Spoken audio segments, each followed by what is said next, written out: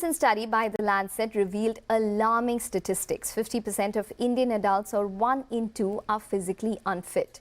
In fact, we Indians have seen a dramatic rise in physical inactivity from 22.4% in the year 2000 to 45.4% in 2022, with as much as 60% of our population estimated to become unfit by 2030. Now, these numbers are not surprising and align with India's obesity crisis, where 7 out of 10 people are overweight, making India one of the top 3 obese nations. The obesity rate amongst women has surged from 1.2% in 1990 to 9.8% in 2022, and for men from 0.5% to 5.4% in the same period. Unhealthy food habits are a major contributor, with 38% of Indians eating poorly and only 28% consuming all 5 recommended food groups: fruits and vegetables, protein, carb, dairy, and fats and sugars. Among students, 51% regularly consume high-fat foods and 31% consume high-sugar foods. This lack of physical activity and obesity is linked to increased risks of cardiovascular diseases, diabetes, osteoporosis, dementia, and even cancer. Today, we have with us 2 leading experts, Dr. Lakdawala and Dr. Neeta Deshpande, to discuss the risks India faces due to obesity and the lack of physical activity. We'll cover the importance of physical activity, the right diet and suitable exercises, and delve into the hottest topic in weight loss drugs. Drugs like Ozempic, Wegovy, Mounjaro and Zepbound are making waves, with sales expected to hit $100 billion by 2030 globally. Key questions, however, remain. Who should use them, for how long, and are they safe? All this and more in the next 30 minutes. Welcome to the show.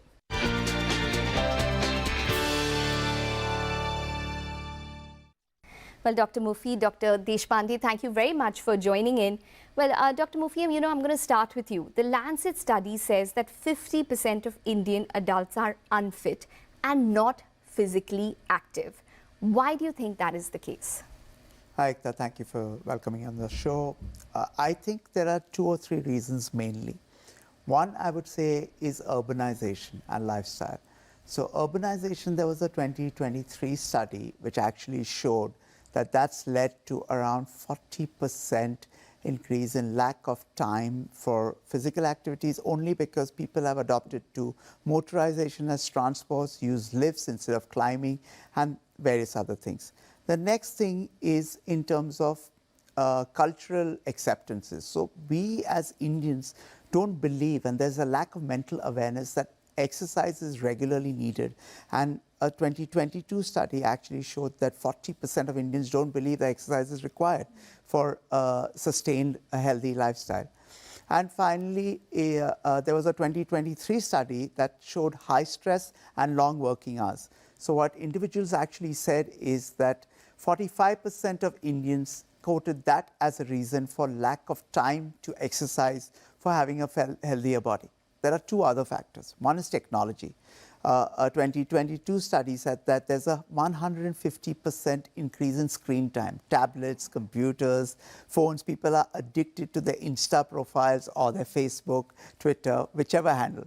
All right, and people don't have time to physically exercise. And then diet, like you correctly said, Ekta.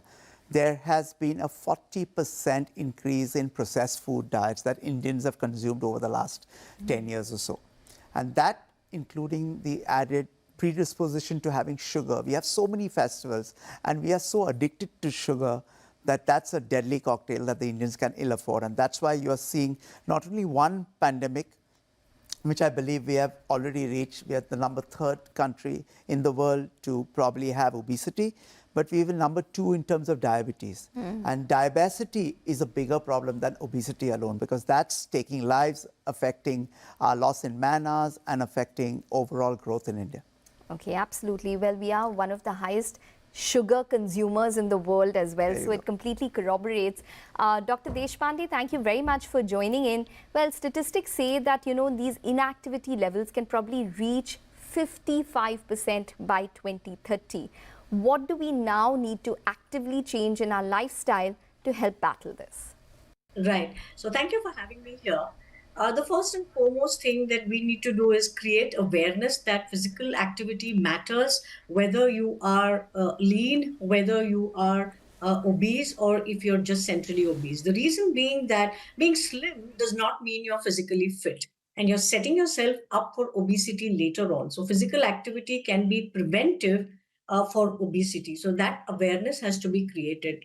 The second thing that needs to be done is that more and more people need to understand that physical activity doesn't just mean going to the gym or joining the Zumba class. So, physical activity is everything that you do during the course of a day where you move, basically, rather than just sit. Just now, we heard that excessive mechanization, mobile phones, elevators for that matter. So, everything that you do to just move is physical activity. This awareness has to come into the consciousness of the public.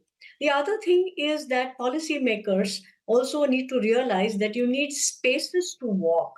Uh, all the urban jungles that you have. So, people, one is time and one is spaces. So, all these things need attention if you need to holistically look at increasing physical activity.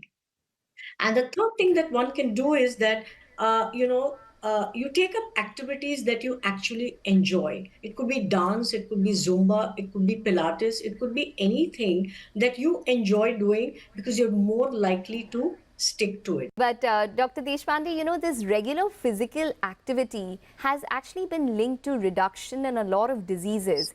Cancers by 8 to 28%, heart disease and stroke by 19%, diabetes by 17%, and dementia by 28 to 32%. Is that how critical physical activity is? Yes. So physical activity is basically meant for fitness in all ways. So your metabolism is very, very responsive to physical activity. So when you're physically active, your insulin works better, the rest of your metabolism works better, your muscles become stronger. When you increase your muscle mass, you are going to stave off diseases like diabetes, hypertension, and heart disease. So, physical activity is actually a miracle drug, if you ask me.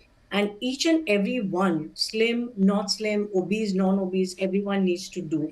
So, it's very, very important to be physically active to stave off all diseases and to treat so many diseases. So, physical activity is a part of life, it's a way of life. It's not something that one should actually decide to do. It should be a part of life. Okay.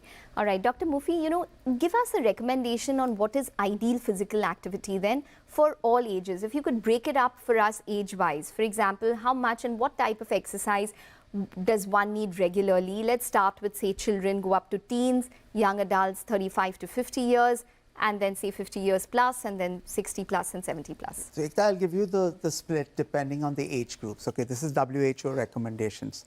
Firstly, children between 5 to 12 years of age, they need at least 1 hour of physical activity a day, and mainly outdoor. So you can break it up into aerobic exercises like swimming, cycling, running, or muscle building exercises like gymnastics, and various other things.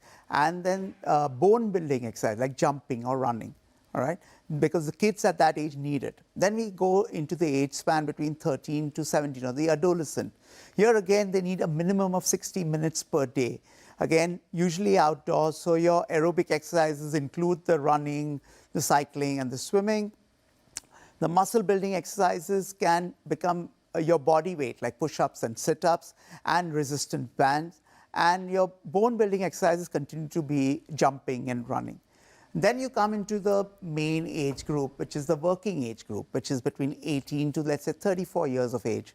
And that's where you split it up, right? You say that you need at least a minimum of 150 minutes to 300 minutes of moderate exercise, or 75 minutes to 150 minutes of high intensity activity. Now, in terms of aerobic exercises, you rather jog than run, because you will get older, your knees will start getting affected, and then you continue with swimming and waterborne exercises, which don't affect your knees that much. Then you come to strength building exercises. So there your resistance training, lightweight training all comes in.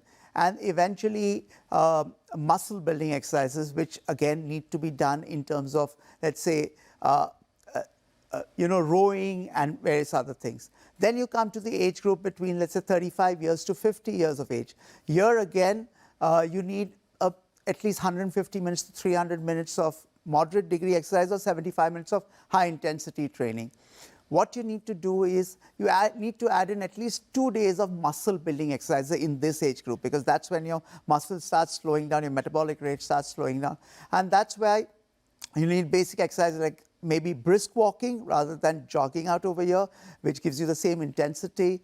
And in terms of poise and flexibility, that's when yoga kicks in, Pilates kicks in, and various other things kick in.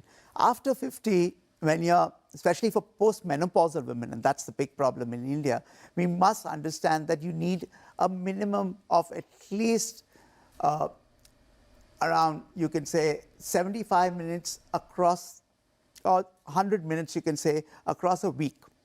Not on a daily basis. Okay. So when you do that across a week and 2 days of at least concentration on your muscles, you need aerobic exercises here, just walking or water walking, aerobic walking can help you.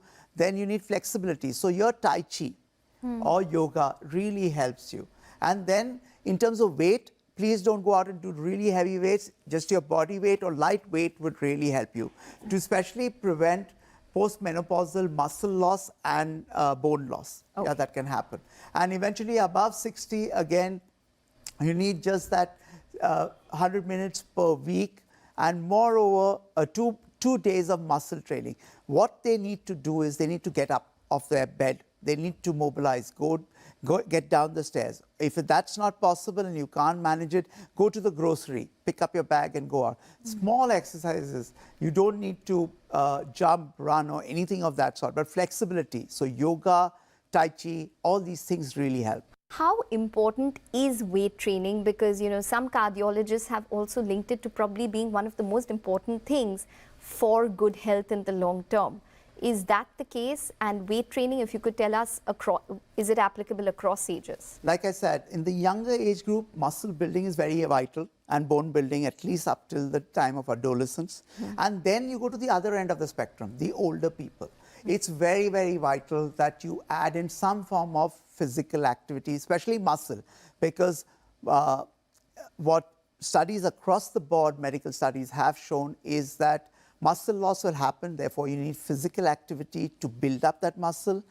Bone loss will happen if you don't exercise, and eventually mental health improves because it generates a hormone in the brain which actually makes you feel good. So for mental as well as physical health, I think it's very vital that you do some form of muscle building exercise after the age of 50. Okay, especially after the age of 50. Either very young, between 5 to 17, or after the age of 50. Okay, all right. Well, we have a lot more questions. So Dr. Deshpande as well as Dr. Mufi, we're going to take a short break, but we'll be back with more. Stay tuned.